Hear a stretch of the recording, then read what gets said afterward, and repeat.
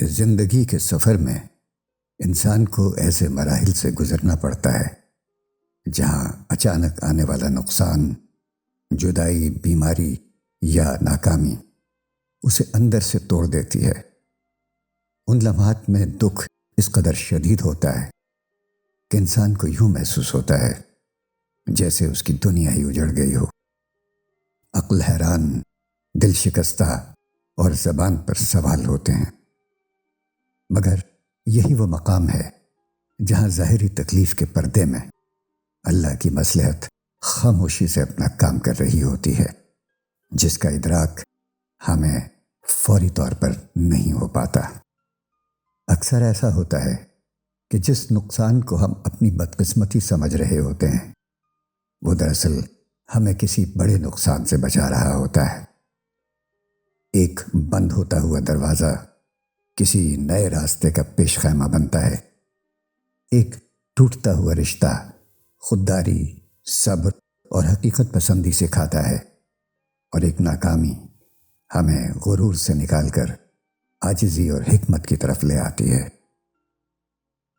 وقت کے ساتھ جب ہم پیچھے مڑ کر دیکھتے ہیں تو احساس ہوتا ہے کہ اگر وہ تکلیف نہ آتی تو شاید ہم وہ سیکھ ہی نہ پاتے جو ہماری شخصیت، سوچ اور روحانی پختگی کے لیے ضروری تھا۔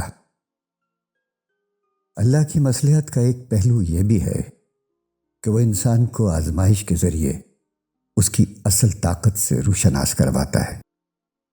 دکھ کے دنوں میں صبر، شکر، دعا اور توکل جیسے اوصاف نکھر کر سامنے آتے ہیں۔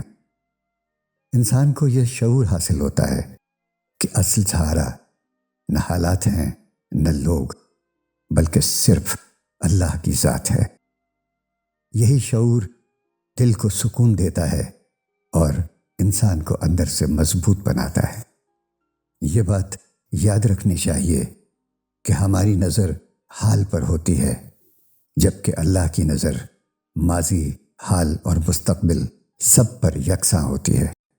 وہ جو فیصلہ کرتا ہے وہ مکمل علم، رحمت اور عدل پر مبنی ہوتا ہے، چاہے وہ فیصلہ وقتی طور پر ہمیں کتنا ہی کٹھن کیوں نہ لگے۔ اسی لیے قرآن ہمیں بار بار یاد دلاتا ہے کہ اللہ کی رحمت سے کبھی مایوس نہ ہو۔ مایوسی دراصل انسان کو اندھیرے میں دھکیل دیتی ہے، جبکہ امید اللہ کی رحمت کا دروازہ کھولتی ہے۔ جب انسان یہ یقین رکھتا ہے کہ ہر سختی کے بعد آسانی ہے اور ہر آزمائش کے پیچھے کوئی بھلائی پوشیدہ ہے، تو اس کا دل مطمئن رہتا ہے۔ یہی یقین ایمان کی اصل روح ہے، اور یہی یقین ہمیں زندگی کے ہر طوفان میں سنبھالے رکھتا ہے۔